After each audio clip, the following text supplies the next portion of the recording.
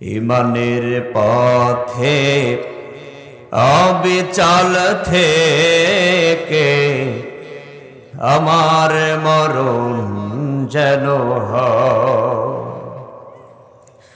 ইমানের পথে অবিচল থেকে আমার মরণ যেন হয়।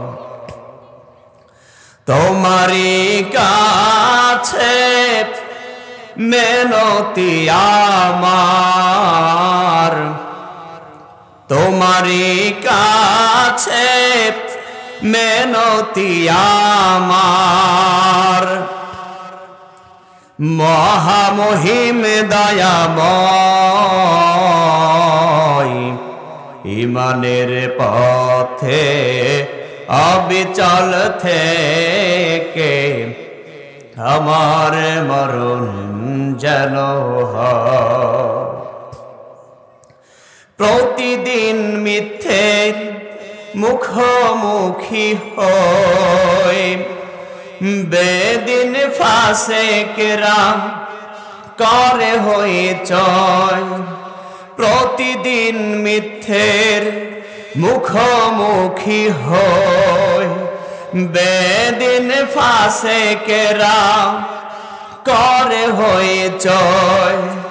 আজাজিলে সে গমরাহি সুরগান করে তোলে মোহময়। ইমানের পথে অবিচল থেকে আমার মরণ যেন হয়। আধারের দুর্গম আঁকা বাঁকা পথ, ভ্রান্তিতে পূর্ণ যত মতামত। আধারের দুর্গম আঁকা বাঁকা পথ, ভ্রান্তিতে পূর্ণ যত মতামত। কখনো হঠাৎ নফসের তাড়নায় লাগে সুন্দর মনোময়। ইমানের পথে অবিচল থেকে আমার মরণ যেন হয়। বলেন না একটু আমিন। কি ব্যাপার, আমিন বললেন না? একটু বলেন না আমিন। ইমানের পথে কি আমরা মরতে চাই না? ইমানের পথে আল্লাহ যেন আমাদেরকে মৃত্যু দান করেন। আর একবার সকলে বলেন আল্লাহুম্মা আমিন।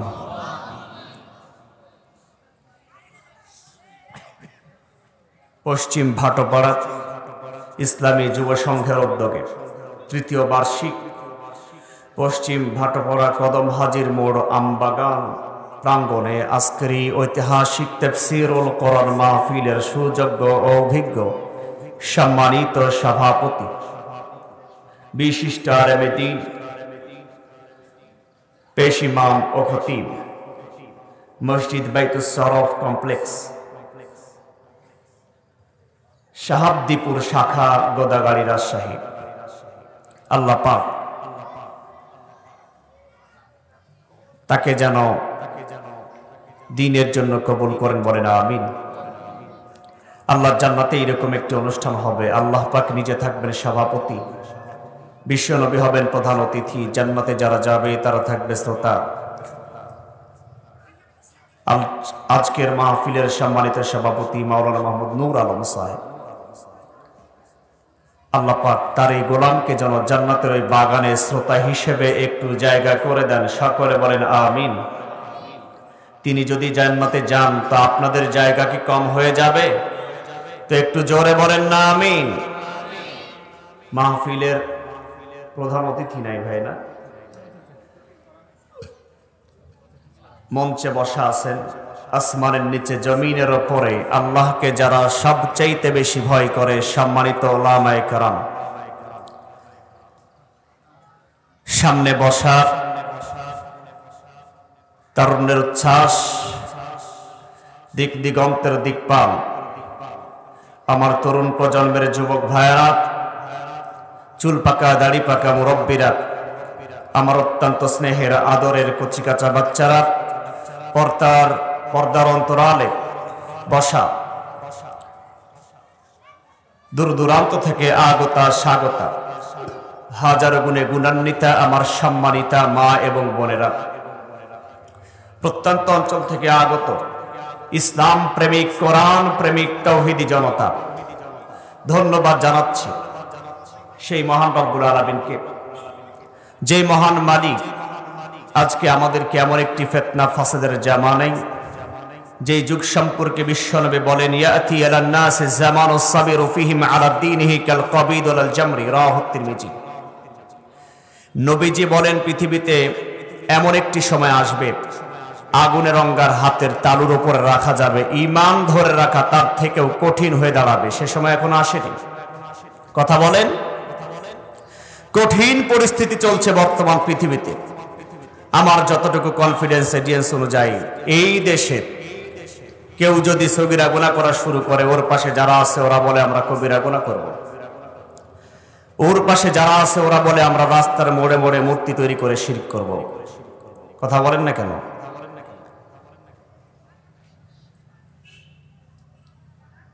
যদিও গত 5ই আগস্টের গণ অভ্যুত্থানের সময়, ছাত্র জনতার অভ্যুত্থানের সময় এদেশের আপামর তাওহীদি জনতা তথাকথিত জাতির পিতার রাস্তার মোড়ে মোড়ে অবস্থানরত সকল মূর্তিকে ভেঙে গুড়িয়ে মাটির সাথে মিশিয়ে দিয়েছে। কথা বলেন ঠিক কিনা মুসলমান ভাইরা? আমরা হুঁশিয়ার করে সাবধান করে বলে দিতে চাই, 95% মুসলমানের দেশে কোন প্রগতিশীল না রাম বাম নাস্তিক্যবাদী দের প্রেসক্রিপশনে আবারও কেউ যদি ক্ষমতার চেয়ার পেয়ে ক্ষমতার অপব্যবহার করে জনগণের ট্যাক্সের টাকায় যদি আবারও কেউ তার বাবার অথবা তার স্বামীর রাস্তার মোড়ে মোড়ে মূর্তি বানানোর কোনো পরিকল্পনা করে, আমরা বাংলাদেশের তাওহীদি জনতা সেই পরিকল্পনাকে বাস্তবায়ন হতে দিব না। কথা বলেন ঠিক কিনা মুসলমান ভাইরা? আরো দুঃখের কথা কি বলবো, বাংলাদেশের প্রগতিশীল তথাকথিত প্রগতিশীল নাস্তিক্যবাদী রাম বাম নারীবাদীরা নারী স্বাধীনতার নামে তারা সমান অধিকারের নামে সমকামিতায় লিপ্ত। এমনকি পোশাকের স্বাধীনতার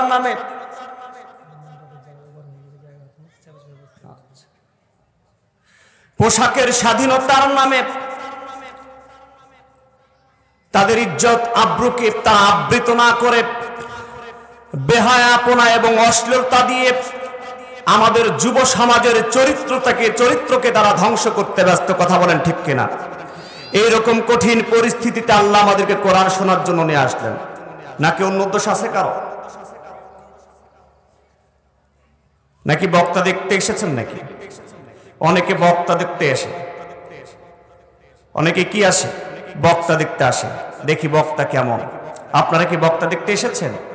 কথা বলেন, একটু জোর দিয়ে কথা বলেন। আচ্ছা, আলোচনার আগে আপনারা একটু, আমরা যেহেতু একটু দূর দূরান্ত থেকে এসেছি, আমি রাজশাহী থেকে এসেছি, আমার থেকে অনেক দূর থেকে এসেছেন আমাদের প্রাণপ্রিয় শ্রদ্ধাভাজন বড় ভাই মাওলানা আফজাল হোসাইন সাতক্ষীরা।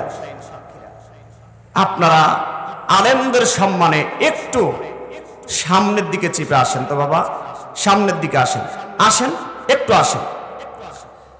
আমরা অত দূর থেকে যদি কষ্ট করে আসতে পারি, তাহলে আপনারা এখান থেকে 1 ধাপ 2 ধাপ দিতে পারবেন না? আসেন আসেন, একটু আসেন বাবা, একটু জিকির করেন লা ইলাহা, জোরে লা ইলাহা,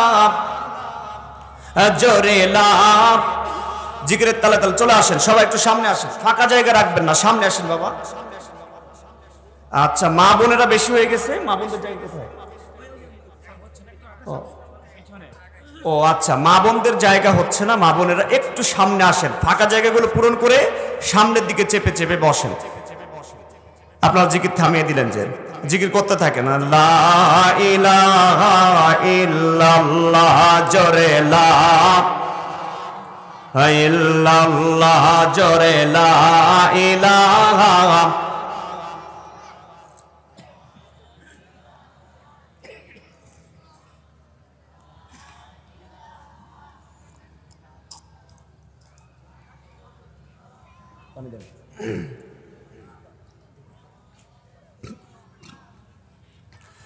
লা ইলাহা ইল্লাল্লাহ, জোরে লা ইলাহা, লা ইলাহা ইল্লাল্লাহু মুহাম্মাদুর রাসূলুল্লাহ সাল্লাল্লাহু আলাইহি ওয়াসাল্লাম। সম্মানিত মুসলিম তৌহিদি জনতা, আপনারা কি আজকের মাহফিলে আসতে পেরে বেজার না খুশি? একটু জোরে আওয়াজ দিয়ে বলতে হবে, বেজার না খুশি? কম না বেশি? যদি হয়ে থাকেন খুশি, গলায় আওয়াজ দিয়ে বেশি উঁচু করে কাল্লা সকলে একবার জোরে বলেন তো আলহামদুলিল্লাহ। আপনারা মনে হয় বাড়িতে কিছু খান নাই, খুবই ক্ষুধার্ত মনে হচ্ছে নাকি? খুব দুঃখ কষ্টের মধ্যে আছেন? সুখে থাকেন আর দুঃখে থাকেন, আনন্দে থাকেন আর কষ্টে থাকেন, জেলে থাকেন আর রিমান্ডে থাকেন, সর্বাবস্থায় শুকরিয়া আদায় করতে হবে কার? আরো জোরে বলেন, শুকরিয়া আদায় করতে হবে কার? আরো জোরে বলতে হবে, শুকরিয়া আদায় করতে হবে কার? দুনিয়ার কোন জবাবচার শুকরিয়া আদায় করলে চলবে না, দুনিয়ার কোন চেয়ারম্যানের শুকরিয়া আদায় করলে চলবে না, দুনিয়ার কোন এমপি মন্ত্রী শুকরিয়া আদায় করলে চলবে না, দুনিয়ার কোন প্রধানমন্ত্রী প্রেসিডেন্টের শুকরিয়া আদায় করলে চলবে না, দুনিয়ার কোন প্রভাবশালী ব্যক্তির শুকরিয়া আদায় করলে চলবে না। শুকরিয়া আদায় করতে হবে কেবলমাত্র শুধুমাত্র একমাত্র আমার আল্লাহর। কথা বলেন ঠিক কিনা? সে আল্লাহর দরবারে লক্ষ কোটি শুকরিয়া। সকলে জোরে সরে মহব্বতের সাথে আকাশ বাতাসকে প্রকম্পিত করে বলতে হবে আলহামদুলিল্লাহ।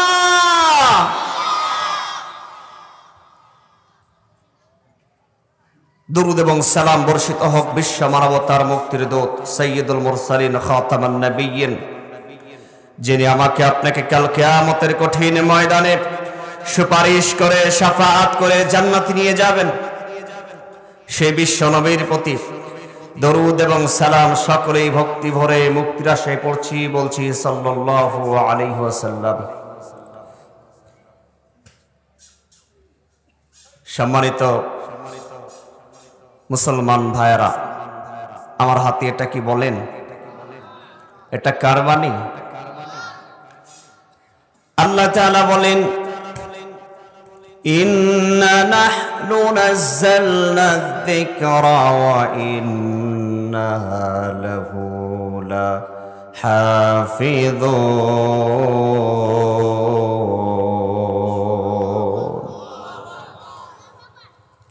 রব্বুল আলামিন বলেন, এই কিতাব আমি নাজিল করেছি, আর এই কিতাবের হেফাজতের দায়িত্ব আমার। মুসলমান ভাইরা, এই কোরআন আল্লাহ তাআলা নিজেই নাজিল করেছেন। এই কোরআনের আয়াতগুলো আমার আপনার জন্য এমনি এমনি আল্লাহ পাঠায়েন নাই। এই কোরআনকে আল্লাহ পাঠাইছেন মানব জাতির জন্য উপদেশ করে। আল্লাহ বলেন, ইন হুয়া ইল্লা যিকরুল লিল আলামিন। এই কিতাব হলো তামাম পৃথিবীর মানুষের জন্য উপদেশ স্বরূপ। জোরে বলেন সুবহানাল্লাহ। এই কিতাবের আলোচনা যদি কোনো বান্দা শোনে গো, যদি কোন ইমানদার যদি এই কোরআনের তেলাওয়াত শুনে, আল্লাহ তাআলা কোরআনে কারীমের মধ্যে বলছেন, ওয়াইদা তুলিয়াত আলাইহিম আয়াতুহু যাদাতহুম ঈমানা। ওয়াইদা আর যখন তুলিয়াত আলাইহিম তাদের সামনে তেলাওয়াত করা হবে। আয়াতুহু আল্লাহর আয়াতসমূহ যাদাতহুম ঈমানা, আর ঈমানদার যারা কোরআনের আয়াত শোনার সাথে সাথে তাদের ঈমান বেড়ে যাবে। বলেন সুবহানাল্লাহ। বিশ্বনবী সাল্লাল্লাহু আলাইহি সাল্লাম বলেছেন, যেই জনপদের লোকেরা কোরআনের আলোচনা শোনার জন্য, ইলমে দ্বীন শিক্ষা করার জন্য কোরআনের ময়দানে গিয়ে হাজির হবে, মান সালাকা তরিকান ইয়ালতামিসু ফীহি ইলমান সাহারাল্লাহু লাহু বিহি তরিকান ইলাল জান্নাহ। নবীজি বলেন, যে জনপদের লোকেরা কোরআনের জ্ঞান অর্জন করার জন্য রাস্তা অতিক্রম করে, আল্লাহ তাআলা তাদের জন্য জান্নাতে যাওয়ার রাস্তা প্রশস্ত করে দেন। একটু জোরে বলেন না সুবহানাল্লাহ। হে মুসলমান ভাইয়েরা, বিশ্বনবী আরো বলেন, একজন ঈমানদার কিছু সময় দিন মজলিসে বসল, আর একজন নেককার আবেদ সারাদিন নফল রোজা করলো, সারা রাত্রি নফল নামাজ আদায় করলো, সে যে পরিমাণ সওয়াব পেল, আল্লাহ তাআলা এই মজলিসে বসার কারণে সেই পরিমাণ সওয়াব আপনার আমার আমলনামায় দিয়ে দিবে। এত আস্তে বললেন সুবহানাল্লাহ, আর একটু জোরে বলা যাবে না সুবহানাল্লাহ? অথচ দুঃখজনক হলেও সত্য, এত সুন্দর একটি কোরআনের মজলিস গত 15 বছর স্বাধীনতা নিয়ে এই মাহফিল আয়োজন করা যায় নাই। কি ব্যাপার, আপনারা সাক্ষী দেন, কথা বলেন। গত 15 বছর এইরকম ভাবে আয়োজন করতে পেরেছেন? কথা বলেন না কেন আপনারা? গত 15 বছর কি এইরকম মাহফিল আয়োজন করা গিয়েছে? এরকম কোরআনের বাগান আয়োজন করা গিয়েছে? বলেন। কত ওসির কাছে, ডিসির কাছে, কত এসপির কাছে ধর্ণা ধরতে হয়েছে আল্লাহর কোরআনের মাহফিলের আয়োজন করার জন্য, ঠিক কিনা? কত নেতার কাছে, কত নেত্রীর কাছে, কত চেয়ারম্যানের কাছে, কত এমপির কাছে, কত মন্ত্রীর কাছে আল্লাহর কোরআনের তাফসীরের আলোচনার জন্য অনুমতি নিতে হয়েছে। কথা বলেন ঠিক কিনা মুসলমান ভাইরা? যারা কোরআনের মাহফিলের সাথে বেয়াদবি করেছে, কোরআনের সাথে বেয়াদবি করেছে, কোরআনের আলেমদের সাথে বেয়াদবি করেছে, আল্লাহ তাআলা তাদেরকে গত 5 আগস্টে চরমভাবে লাঞ্ছিত অপমানিত করেছে। কথা বলেন ঠিক কিনা? আরো জোরে আওয়াজ দিয়ে বলতে হবে, ঠিক কিনা? সম্মানিত মুসলমান ভাইরা, কিন্তু আমরা দেখতে পাচ্ছি 5 আগস্টে দ্বিতীয় স্বাধীনতার পরে কে বা কারা নাস্তিক রামবাম প্রগতিশীলদের প্রেসক্রিপশনে আমির হামজা ভাই সাহেব সাদিকুর রহমান আজহারের মাহফিলে বাধা দেওয়ার মতো চেষ্টা করেছে। কথা বলেন ঠিক কিনা? আমরা বলতে চাই, যারা আগামীতে কোরআনের মাহফিলে বাধা দেওয়ার চেষ্টা করবে, সে আওয়ামী লীগ হতে পারে, বিএনপি হতে পারে, জামাত হতে পারে, তাবলীগ হতে পারে, জাসদ বাসদ হতে পারে, ইমানদার হতে পারে। কথা বলেন ঠিক কিনা? আমরা তাদেরকে আরো হুঁশিয়ার করে বলতে চাই, তোমরা স্মরণ করো 5 আগস্টের কথা। তোমাদের থেকেও স্বৈরাচারীরা শিক্ষা দিয়েছে, 5 আগস্টে তাদের চরমভাবে অপমানিত হতে হয়েছে। তোমরা যদি আবারও কোরআনের মাহফিলে বাধা প্রদান করো, আলেমদের সাথে বেয়াদবি করো, আলেমদেরকে যদি তোমরা প্রতিপক্ষ মেনে তাদেরকে যদি কারাগারের মধ্যে ভরো, তোমাদেরকেও 5 আগস্টের পরিণতি ভোগ করতে হবে। কথা বলেন ঠিক কিনা?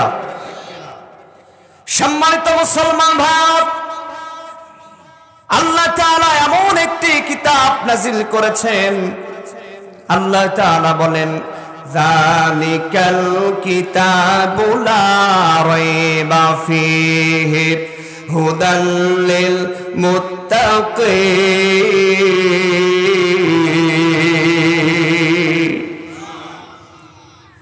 আল্লাহ বলেন, যালিকাল কিতাব, এটা এমন একটি কিতাব, লা রাইবা ফীহি, এর মধ্যে কোনো প্রকারের সন্দেহ নাই। সন্দেহ আছে নাকি? পিছনের ভাইরা মনে আওয়াজ দিচ্ছেন না আপনারা?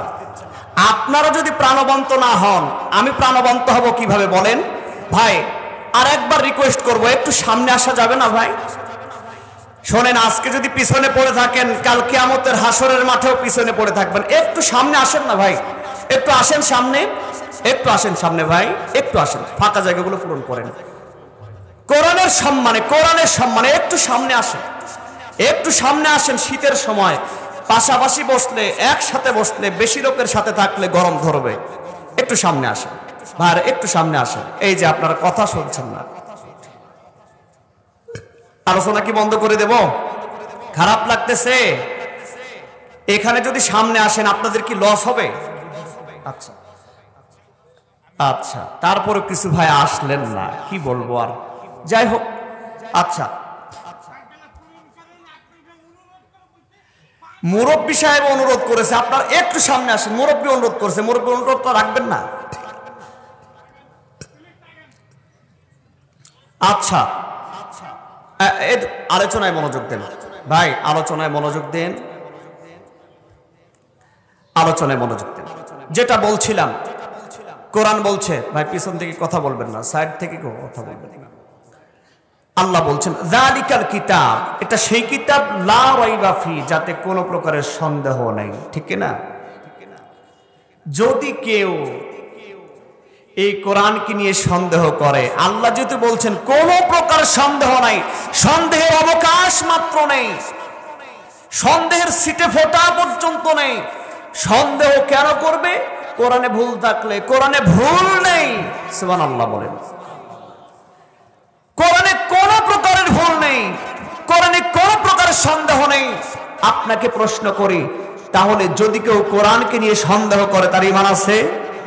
ঈমান আছে না গেছে? চিৎকার করে বলতে হবে, ঈমান আছে না গেছে? আমাদের সালমান এফ রহমান নাম শুনেছেন? কারা কারা নাম শুনেছেন একটু হাত তোলেন তো। অনেকেই দেখছি নাম শুনেনি। না, আপনারা আলোচনা শুনছেন না নাকি? মন কোথায়? নানার বাড়ি? দরবেশ বাবা সালমান এফ রহমান,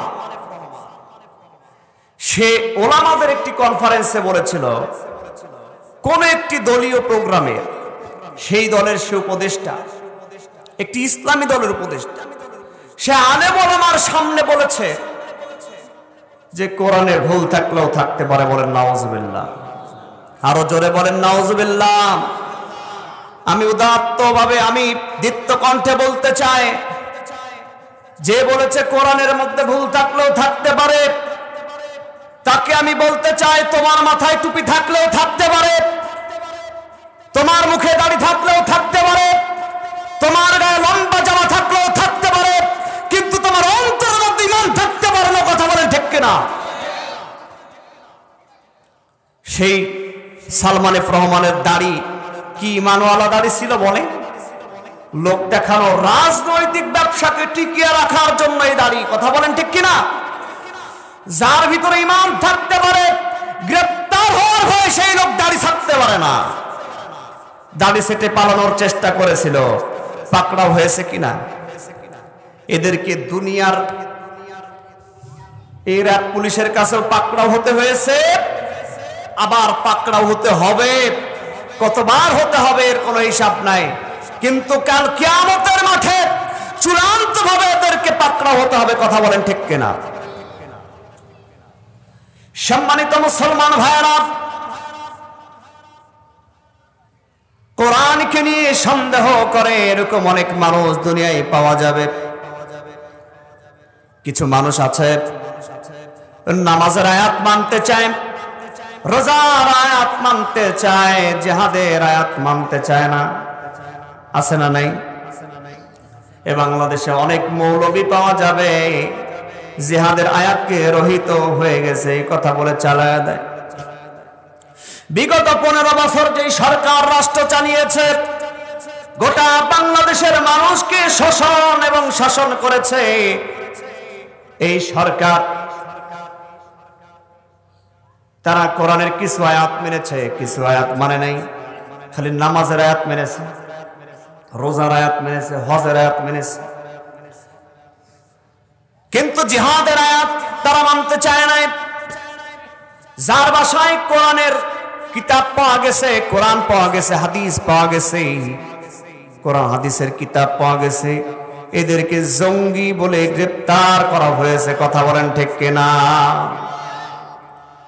শুধু তাই নয়, জিহাদকে জঙ্গিবাদের সাথে তুলনা করা হয়েছে, জিহাদকে মৌলবাদীর সাথে তুলনা করা হয়েছে, জিহাদকে সন্ত্রাসের সাথে তুলনা করা হয়েছে। কথা বলেন নাউজুবিল্লাহ। সম্মানিত মুসলমান ভাইরা, অথচ জিহাদকে বলা হয় সব ফরজের বড় ফরজ। আল্লাহ তাআলা কোরআনে আয়াত নাযিল করলেন, তখন সাহাবায়ে কেরাম আল্লাহ রাসূলকে জিজ্ঞেস করলেন, যখন ইয়া রাসূলুল্লাহ, আসমানের নিচে জমিনের উপরে আল্লাহর কাছে সবচাইতে পছন্দনীয় আমল কোনটি? আল্লাহ তাআলা তখন কোরআনের আয়াত নাযিল করে দিলেন, ইয়া আইয়ুহাল্লাযীনা আমানু হাল আদুল্লুকুম আলা তিজারাতিন তুনজিকুম মিন আযাবিন আলীম। বলেন আল্লাহু আকবার। রব্বুল আলামিন বলেন, ইয়া আইয়ুহাল্লাযীনা আমানু, হে ঈমানদারগণ, হাল আদুল্লুকুম, সূরা সাফের মধ্যে কেউ যদি এই ব্যবসায়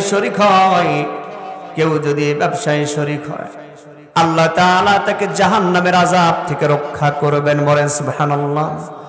সেই ব্যবসাটা কি জানতে ইচ্ছা করে না? আল্লাহ তাআলা কোরআনে বলছেন, তুমিনুনা বিল্লাহি ওয়া রাসূলি, তাহলে এই যে তোমরা আল্লাহর উপরে ঈমান আনবে, ওয়া রাসূলি এবং রাসূলের উপরে ঈমান আনবে, অতুজাহিদুনা ফি সাবিলিল্লাহ,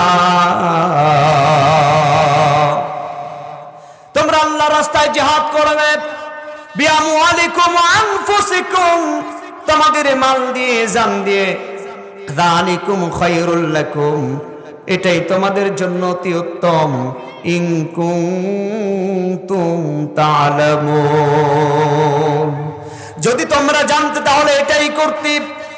ও মুসলমান ভাই, এখানে আল্লাহর উপরে, রাসূলের উপরে ঈমান আনার পরে জিহাদের কথা বলা হয়েছে। যারা জান দিয়ে মাল দিয়ে জিহাদ করবে, আল্লাহ তাআলা তাদের জীবনের গুনাহগুলোকে মাফ করে দেবে। বলেন সুবহানাল্লাহ। ইয়াগফির লাকুম যুনুবাকুম, তার যাবতীয় গুনাহগুলোকে মাফ করে দেওয়া হবে। ওয়া ইউদখিলকুম জান্নাতিন তাজরি মিন তাহতিহাল আনহার, আর আল্লাহ তাআলা তাকে জান্নাতে প্রবেশ করাবেন। বলেন সুবহানাল্লাহ। জিহাদ করলে তিনটি লাভ। এক নম্বরে তুনজিকুম মিন আযাবিন আলীম, যন্ত্রণাদায়ক আযাব থেকে অর্থাৎ জাহান্নামের শাস্তি থেকে রক্ষা পাওয়া। দুই নম্বরে ইয়াগফির লাকুম যুনুবাকুম, জীবনের যাবতীয় গুনাহগুলো থেকে মাফ পাওয়া। ওয়া ইউদখিলকুম জান্নাতিন তাজরি মিন তাহতিহাল আনহার, তিন নম্বরে হলো আল্লাহ তাআলা আপনাকে জান্নাতে প্রবেশ করাবেন। আরো একবার জোরে জোরে বলেন না সুবহানাল্লাহ। এ মুসলমান ভাইরা, এত বড় একটা আমল, যে আমল করলে জান্নাত যাওয়া যায়, জীবনের গুনাহগুলো থেকে মাফ পাওয়া যায়, এমনকি জাহান্নামের আযাব থেকে রক্ষা পাওয়া যায়, এইরকম একটি আমল কি মুসলমানদের কাছ থেকে বিরত রাখার জন্য জঙ্গিবাদ দিয়া, গ্রেপ্তার দেখায়া আর ফাঁসির মঞ্চ দেখায়া মানুষকে আমল থেকে দূরে রাখা হয়েছিল। কথা বলেন ঠিক কিনা? দুনিয়ার দুইটা সফলতা আছে। আল্লাহ বলছেন, উখরা তুহিব্বুনহা নাসরুম মিনাল্লাহি ওয়া ফাতহুন করিব, জিহাদ যারা করবে আল্লাহ তাআলা তাদেরকে দুনিয়াতে নাসরুম মিনাল্লাহ, সাহায্য করবেন। বলেন সুবহানাল্লাহ। এত বড় একটা আমল কে গো, আমরা এতদিন দূরে সরেছিলাম। এ বাংলাদেশের ৯৫% মুসলমানরা যদি জিহাদের আয়াতগুলো পড়ে, জিহাদের উপরে আমল করত, বাংলাদেশে কবে ইসলাম প্রতিষ্ঠিত হয়ে যেত? কথা বলেন ঠিক কিনা? জানে মুসলমানরা জিহাদ শুরু করলে ইসলাম প্রতিষ্ঠিত হয়ে যাবে। প্রাণান্তকর প্রচেষ্টা চালালে, তারা সর্বপ্রকার প্রচেষ্টা চালালে কবে ইসলাম প্রতিষ্ঠিত হয়ে যাবে। এই জন্য রাম বাম নাস্তিকেরা জিহাদ থেকে মানুষকে ইসলামী আন্দোলন থেকে ইসলামী সংগঠন থেকে দূরে রাখার জন্য জেল জরিমানা এবং আয়না ঘর তৈরি করে রেখেছিল। কথা বলেন ঠিক কিনা? সম্মানিত মুসলমান ভাইরা, আল্লাহর সাহায্য নাসরুম মিনাল্লাহ। আল্লাহর সাহায্য কিভাবে আসে? আল্লাহর প্রত্যক্ষ সাহায্য সেদিন ছিল বলে বদর যুদ্ধে 313 জন মুসলমান আর 1000 কাফেরদেরকে 313 জন পরাজিত করেছিল কিনা বলেন? আল্লাহর সাহায্য ছিল কিনা? নাসরুম মিনাল্লাহ, আল্লাহর সাহায্য। এবং আল্লাহ বিজয় দান করেছিল, ফাতহুন করিব। আল্লাহ বিজয় দান করেছিল সেদিনকে, চূড়ান্ত বিজয়। আল্লাহ তাআলা চূড়ান্ত বিজয় দান করেছিলেন বদরের যুদ্ধে। সম্মানিত মুসলমান ভাইরা, আমাদেরকে গত 5 আগস্টে আল্লাহ একটি বিজয় দান করেছিলেন, নাকি বলেন? 5 আগস্ট একটা বিজয় দেয় নাই? 15 বছরে জগদ্দল পাথর হয়ে বসে থাকা, জনগণের রক্ত চোষা, জনগণের সম্পদকে লুণ্ঠন করা, জনগণের সম্পদকে কুক্ষিগত করে নিজের সম্পদ বানানো, রাস্তায় এবং কালভার্টে বিভিন্ন জায়গায় যেখানে রডের প্রয়োজন হয়েছে বাঁশ দেওয়া, নাকি বলেন? রডের বদলে বাঁশ দেখেন নাই আপনারা? মনে হয় দেখেন নাই নাকি? এখানে সব ওই দলের লোক নাকি? রডের বদলে বাঁশ দেওয়া দেখেন নাই? ব্রিজে গোটাটাই বাঁশ, এ ব্রিজ টিকবে বলেন? রড, সিমেন্ট, বালু ঠিক মতো কিন্তু সব ভাউচার দেখা, কোটি কোটি টাকা আত্মসাৎ করা হয়েছে, ঠিক কিনা বলেন? কিন্তু বাঁশ দিয়া, একেবারে বাঁশ। ব্রিজ মনে করেন যে মোটরসাইকেল যাওয়ার সাথে সাথে ভেঙে শেষ।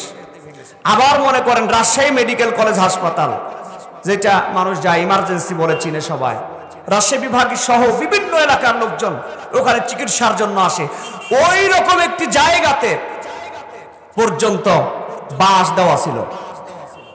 দেওয়াল গাঁথতেছে বাঁশ। এই রকম একটি কোন সমস্যা ভাই? এই রকম একটি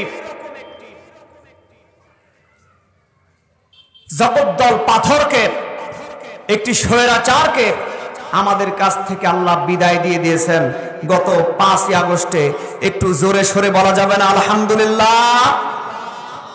আপনারা কি স্বৈরাচার মুক্ত হওয়ার পরে বেজার না খুশি? একটু বলেন তো জোরে সরে, আকাশ বাতাসকে প্রকম্পিত করে এই দীর্ঘ নিঃশ্বাস ফেলার কারণে বলেন না আলহামদুলিল্লাহ? কেন বলতে বললাম বলেন? গত 15 বছর যাবত এত কষ্টে ছিলাম। এই তো গত 5 আগস্টের পূর্বে, গত বছরের 5 আগস্ট, 6 আগস্ট আমি পবা থানা মসজিদ ইমামতি করতাম, সেখান থেকে আমি চাকরিচ্যুত হই। তার পরবর্তীতে 5 নভেম্বর থেকে শুরু করে 20 ফেব্রুয়ারি পর্যন্ত জেলখানায় ছিলাম 3 মাস 20 দিন। তারপরে রিসেন্ট 5 আগস্টের আগ পর্যন্ত বাড়িতে থাকতে পারি নাই। এই আপনাদের গোদাগাড়ি দিয়ে, শ্বশুর বাড়ি হলো দেবীনগর, এই গোদাগাড়ি দিয়ে অনেক পাক পাট্ট হয়েছে, থাকতে পারি নাই এলাকায়। এত কষ্ট করেছি। যারা ইসলামী আন্দোলন করেছে, বিরোধী দলের লোক ছিল, বিরোধী মতের লোক ছিল, যারা সত্যের পক্ষে কথা বলেছে, কোনো দল করে নাই, রাজনৈতিক পরিচয় ছিল না, এই লোকগুলো বাড়িতে থাকতে পারে, সুখে থাকতে পারে নাই, ঘরে থাকতে পারে নাই, স্ত্রীর সাথে সময় দিতে পারে নাই। অত্যন্ত কষ্টে ছিলাম আমরা। এই জন্য একটু দীর্ঘ শ্বাস দিয়ে আলহামদুলিল্লাহ বললাম। আপনারা তো বেজার করলেন না তো? সম্মানিত মুসলমান ভাইয়েরা, এই সমাজের মধ্যে অসংখ্য মুসলমান পাওয়া যাবে নিজেদের কি ইমানদার বলে দাবি করে। কিছু কিছু মুসলমান আছে নামাজ পড়ে না, বলে ভাই আমার ইমান ঠিক আছে। এরকম ইমানদার আছে না নাই? এই গোদাগাড়িতে মনে হয় নাই? আছে। নামাজ না পড়লে বলে আমার ইমান ঠিক আছে। আছে না এরকম মুসল্লি? মানে মুসল্লিন তো ইমানদার। তো যেই লোক নিজেকে এরকম ইমানদার দাবি করতে পারে যে ভাই আমি নামাজ না পড়লেও আমার ইমান ঠিক আছে। কারণ ওদের দাবি হলো অনেক ইমানদার নামাজ পড়ে কিন্তু ইমান ঠিক নাই। সম্মানিত মুসলমান ভাইয়ারা, আল্লাহ কোরআনে বলছেন আহাসিবান নাসু আইয়ুতরাকু আইয়াকুলু আমান্না ওয়া হুম লা ইফতানুন। একটু চিৎকার করে বলেন না আল্লাহু আকবার। আরো জোরে বলতে হবে আল্লাহু আকবার। আল্লাহ বলছেন আহাসিবান নাস, মানুষেরা কি মনে করে নিয়েছে আইয়ুতরাকু, তাদেরকে এমনি এমনি ছেড়ে দেওয়া হবে। আইয়াকুলু, তারা যদি কথা বলে আমান্না, আমরা ঈমান এনেছি, ওহুম লা ইফতানুন, অথচ তাদেরকে কি পরীক্ষা করা হবে না। সম্মানিত মুসলমান ভাইয়ারা, আল্লাহ বলছেন মানুষেরা কি মনে করেছে তাদেরকে এমনি এমনি ছেড়ে দেওয়া হবে তারা যদি ইমানদার বলে দাবি করে। আল্লাহ বলছেন আমি কি তাদেরকে পরীক্ষা করে দেখব না আসলে তাদের ভিতরে ঈমান আছে কিনা। সম্মানিত মুসলমান ভাইয়েরা, শুধু তাই নয়, এই সমাজের মধ্যে, এই এলাকার মধ্যে এমনও মানুষ আছে যারা নিজেদেরকে শুধু ইমানদার বলে দাবি করে না, জান্নাতি বলেও দাবি করে। বলে যে আমি লক্ষ লক্ষ টাকা খরচ করে হজ করেছি, এলাকায় একমাত্র হাজি আমি যদি জান্নাতে না যাই কে জান্নাতে যাবে? আমি এলাকায় একাই নামাজ পড়ি, ফজরের নামাজে কেউ আসে না, একা আযান দিই, একাই নামাজ পড়ি, আমি যদি জান্নাতে না যাই কে জান্নাতে যাবে? এইরকম মুসল্লি আর হাজি আছে না নাই? আল্লাহ ভালোভাবে জানেন, এই জন্য আল্লাহ বলেন আম হাসিবতুম আন তাদখুলুল জান্নাতা ওয়া লাম্মা ইয়াতিকুম মাসালুল লাযিনা খালাউ মিন ক্বাবলিকুম। রব্বুল আলামিন বলেন, ও বান্দারা, তোমরা কি ভেবে নিয়েছো তোমাদেরকে এমনি এমনি জান্নাতে দিয়ে দেওয়া হবে? অথচ তোমাদেরকে কি পরীক্ষা করা হবে না? তোমাদের পূর্ববর্তীদের উপরে যেমন জুলুম নির্যাতন এসেছিল, এইরকম জুলুম নির্যাতন আসার পূর্বেই তোমাদেরকে কি এমনি জান্নাতে দিয়ে দেওয়া হবে? সম্মানিত মুসলমান ভাইয়েরা, আমরা অনেকেই মনে করি যে আল্লাহ ঈমানদারদেরকে আবার কি পরীক্ষা করবেন? আল্লাহ পরীক্ষা করলে কি আমরা পাস করতে পারবো? আপনি তো পাস করার চিন্তাই করতেছেন না, মনে করেন আল্লাহ পরীক্ষাই করতেছেন না, অথচ আল্লাহ নবী রাসূলদেরকেও পরীক্ষা করেছেন। হযরত ইব্রাহিম আলাইহিস সালামকে আল্লাহ পরীক্ষা করেছেন। তার আপন সন্তান কি সে জবেহ করার যে সিদ্ধান্ত এসেছিল আল্লাহর পক্ষ থেকে, সেই জবেহ করার নিয়াত করে ফেলেছিল। আল্লাহর পক্ষ থেকে সিদ্ধান্তকে সে অ্যাকসেপ্ট করেছিল। আল্লাহ তাআলা তাকে তার সন্তানের কুরবানির মাধ্যমে তাকে বিশাল একটি পরীক্ষা করেছেন। ৮৬ বছর বয়সে যখন ইব্রাহিম আলাইহিস সালামের কোনো সন্তান ছিল না, আল্লাহ তাআলার কাছে দোয়া করলেন, আল্লাহর কাছে বললেন রব্বি হাবলি মিনাস সালিহিন,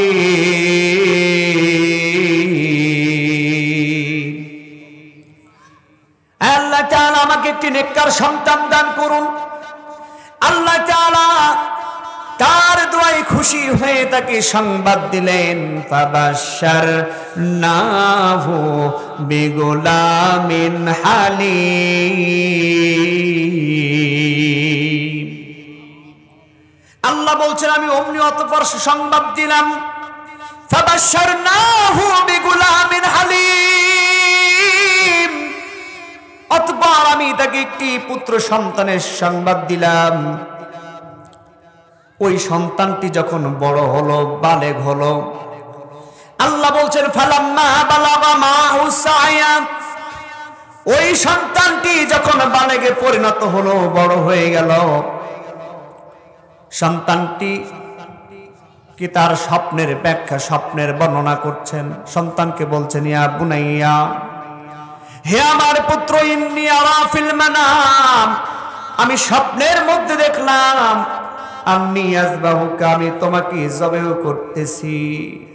ও আমার সন্তান, ফানজুর মাযা তারা, ও আমার প্রাণের সন্তান, তুমি এখন ভেবে দেখো তুমি কি করবা।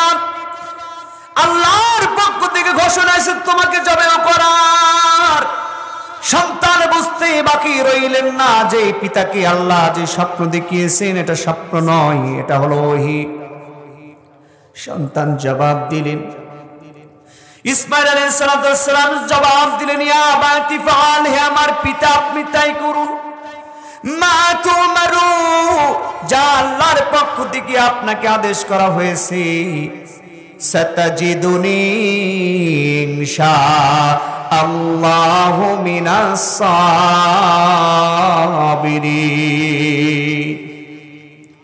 ইসমাঈল আলাইহিস সালাম সন্তান, নবীর সন্তান ইসমাঈল আলাইহিস সালাম জবাব দিলেন, হে আমার পিতা,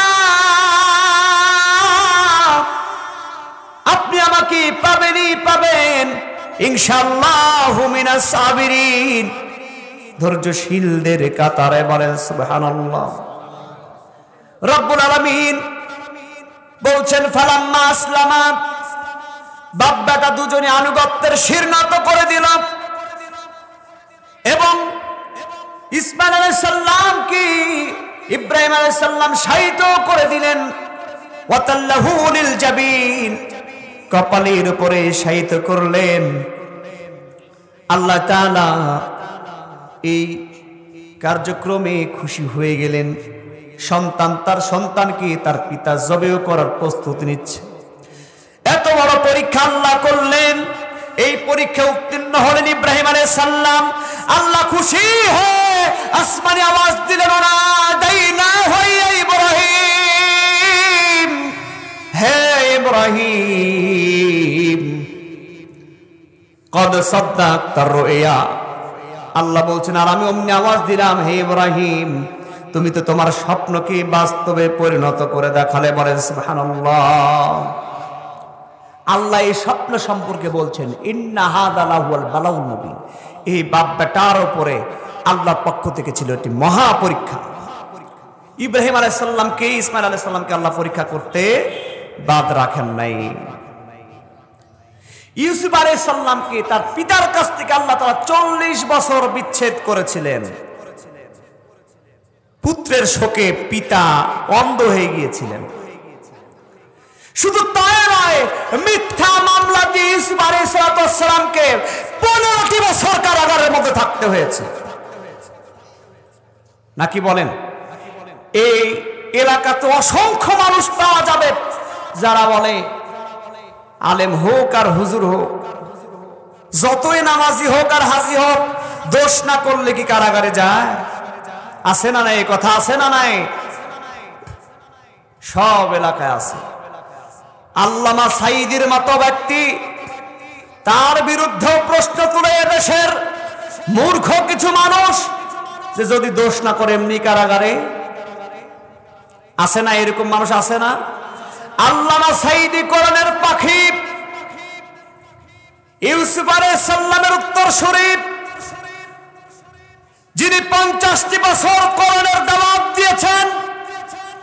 লক্ষ লক্ষ মানুষ কোরআনের আন্দোলনে তার দাওয়াতে ফিরে এসেছে। কোরআনের কথা শুনে অসংখ্য মানুষ চোখের পানি ছেড়েছে। তার দাওয়াতে অসংখ্য মানুষ দেশে বিদেশে কালেমা পড়ে মুসলমান হয়েছে। কথা বলেন ঠিক কিনা? অথচ সেই কোরআনের পাখি আল্লামা দেলাওয়ার হোসেন সাঈদী ইউসুফ আলাইহিস সালামকে যেমন 15টি বছর কারাগারের মধ্যে থাকতে হয়েছে, বিশ্বনবীকে যেমন 3.5 বছর কারাগারের মধ্যে থাকতে হয়েছে, বাংলাদেশের আল্লামা দেলাওয়ার হোসেন সাঈদীকেও জালিম সরকার 13টি বছর কারাগারের মধ্যে বন্ধ রেখেছিল। কথা বলেন ঠিক কিনা?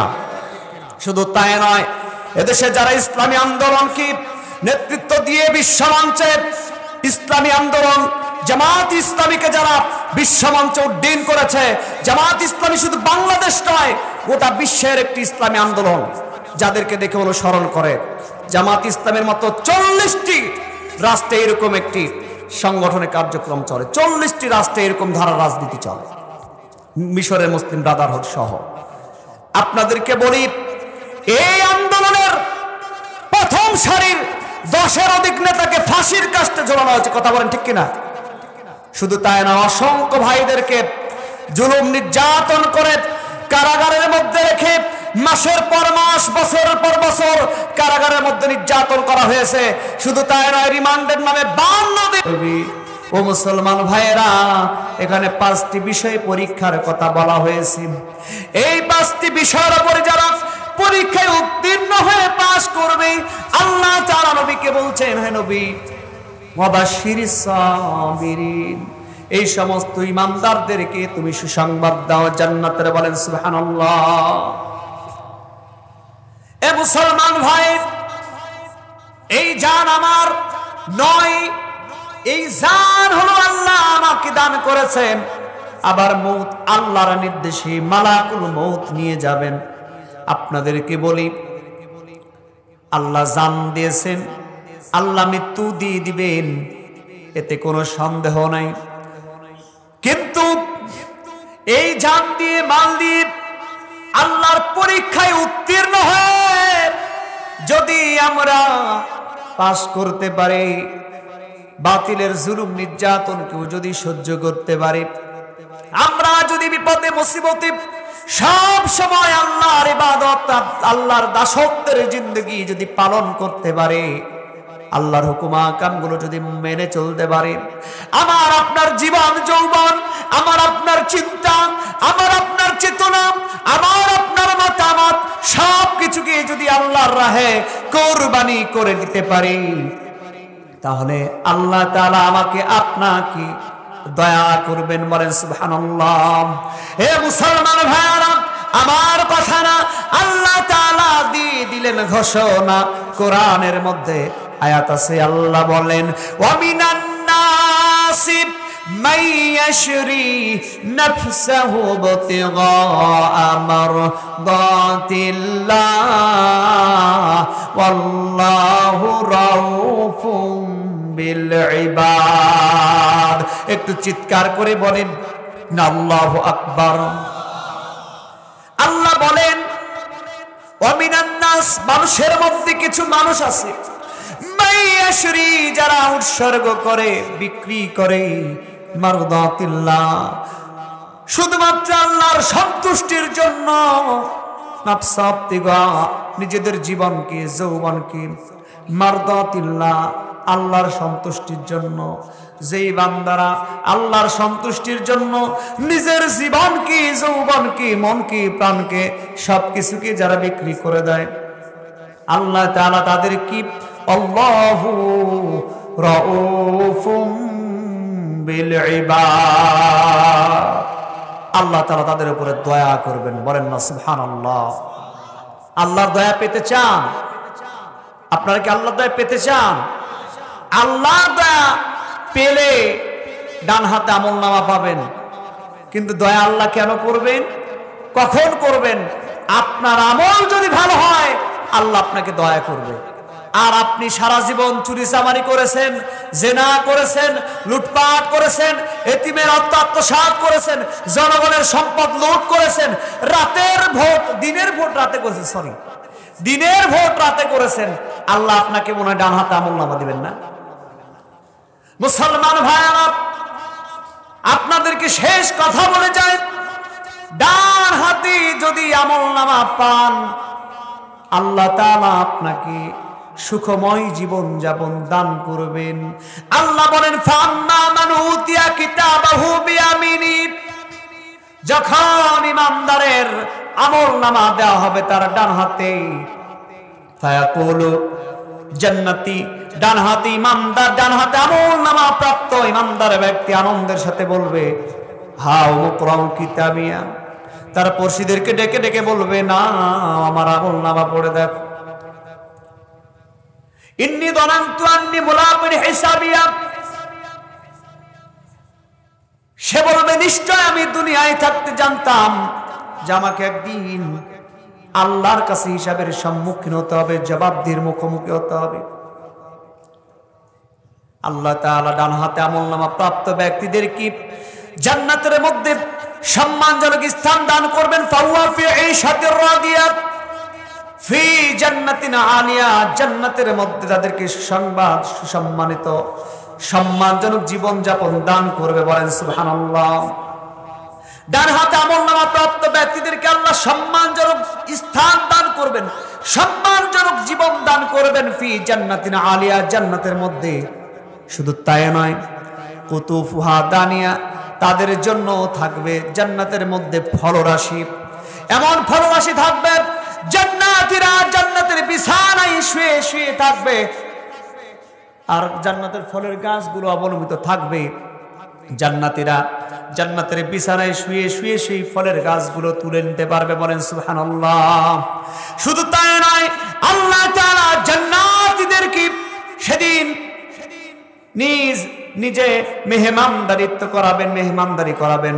আল্লাহ সেদিন বান্দাকে আদর করে বলবে, বান্দারা খাও, কুলু, খাও, ওয়াশরাবু, এবং পান করো, হানিয়াম, তৃপ্তির সাথে, বিমা, কারণ হলো আসলাফতুম ফিল আইয়ামিল খালিয়া, তোমরা দুনিয়াতে যা কিছু করেছিলে তার বিনিময়ে খাও এবং পান করো। বলেন সুবহানাল্লাহ। কি করেছিলাম? চুরি করেছিলাম, লুচ্চামি করেছিলাম, বদমাশি করেছিলাম, অন্য মেয়ের অন্য ধরে টান দিয়েছিলাম, অন্য বাড়ির ভাবির সাথে পরকীয়ায় লিপ্ত ছিলাম। এই জন্য কি আল্লাহ আমাদেরকে মেহমানদারি করাবেন জান্নাতে? বলেন না কেন? এই জন্য করাবেন।